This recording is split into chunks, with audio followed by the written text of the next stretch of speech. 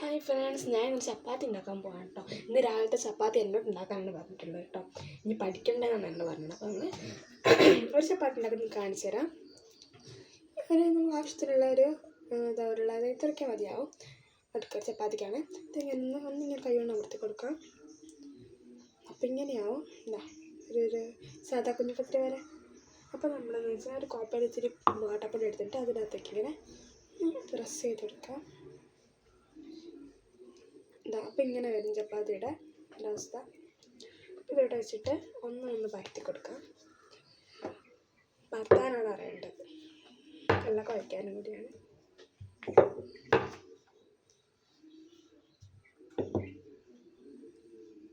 അങ്ങോട്ടും ഇങ്ങോട്ടെല്ലാം ഒന്ന് പരത്തിട്ട് അടിയിൽ പറ്റാതെ രീതിയിലൊന്ന് പരത്തി കൊടുക്കാം. ഇത്തിരി കട്ടി പാടില്ല കേട്ടോ പരത്തുന്നതിന്.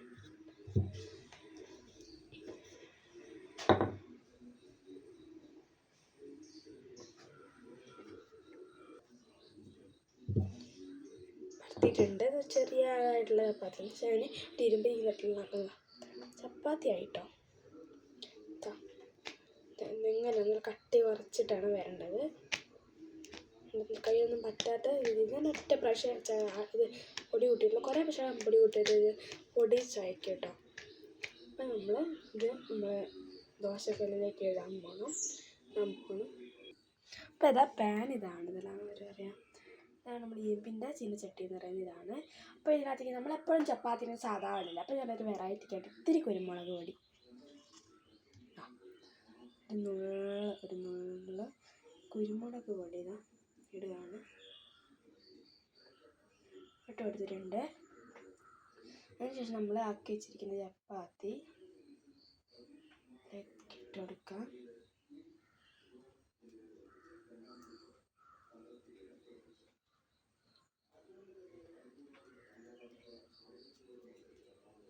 എടുത്തിട്ടുണ്ട്. എന്നിട്ട് അതിൻ്റെ മേലെയും കൂടെ ഒരു ഇച്ചിരി എന്താ പറയുക കുരുമുളക് പൊടി ഇട്ടെടുക്കാം. എരിയാനൊന്നും പാടില്ല കേട്ടോ. നമ്മൾ അതിൻ്റെ വേണ്ടി മാത്രം. അപ്പം ഇങ്ങനെയാണുള്ളത്. അത് പോയി കേട്ടോ. ഫ്ലെയിം ഒരു പകുതി ആകാൻ പാടില്ല കേട്ടോ.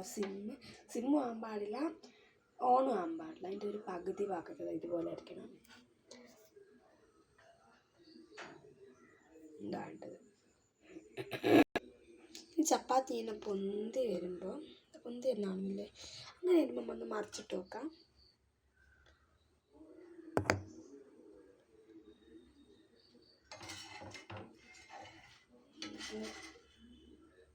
അപ്പോൾ ഇതാ ഇങ്ങനെ ആയിട്ടുണ്ടാവും.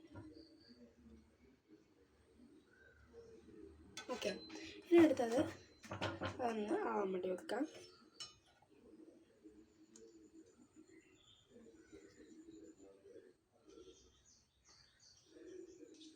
പിന്നെ നമ്മുടെ ചട്ടീനകത്ത് ഈ പാനിനകത്ത് ഇരുമ്പിൻ്റെ പാനാണ് കേട്ടോ. അതിനകത്ത് നമ്മൾ കുറച്ച് വെളിച്ചെണ്ണ കൊടുക്കണ്ട. ഞാൻ ആദ്യം ആക്കി കൊടുത്തതാണ്. ചപ്പാത്തി കുറച്ച് ആഴതാണ് കേട്ടോ ഇവിടെ കണ്ടോ. അതുകൊണ്ട് ഞാൻ ആദ്യം ആക്കി കൊടുത്തത് കൊണ്ടാണ് നിങ്ങൾ കാണിച്ചു തരാത് കേട്ടോ. ആദ്യം ചപ്പാത്തിനകത്ത് ആദ്യം പെരട്ടതിന് ശേഷം ചപ്പാത്തി വെക്കാൻ പാടുള്ളൂ. അല്ലെങ്കിൽ നമ്മൾ എന്താ പറയുക ഒരു ടേസ്റ്റ് ഉണ്ടാവില്ല. എനിക്കങ്ങനെ കേട്ടോ വന്നാറ്. നമുക്ക് തിരിച്ചിട്ട് നോക്കാം. ഇതുപോലെ വരണം. അപ്പം നമ്മൾ ഇതൊരു പ്ലേറ്റിലായിട്ട് മാറ്റാം. ഇത്രയും ചപ്പാത്തി ഉണ്ടാക്കിയിട്ടുണ്ട്. 1 2 3 4 5 6 ചപ്പാത്തി ഉണ്ടാക്കി 7 ചപ്പാത്തി ഉണ്ടാക്കിയിട്ടാ. 7 ചപ്പാത്തി ഉണ്ടാക്കിയിട്ടുണ്ട്. നല്ല ടേസ്റ്റിയാണ്. ഞാൻ നോക്കിയതാണ് കേട്ടോ. അത്ര ടേസ്റ്റാണ്. നിങ്ങൾക്ക് ഇഷ്ടപ്പെട്ടിട്ടുണ്ടെങ്കിൽ ലൈക്ക് ചെയ്യണം, കമൻറ്റ് ചെയ്യണം, പറഞ്ഞോട്ടോ.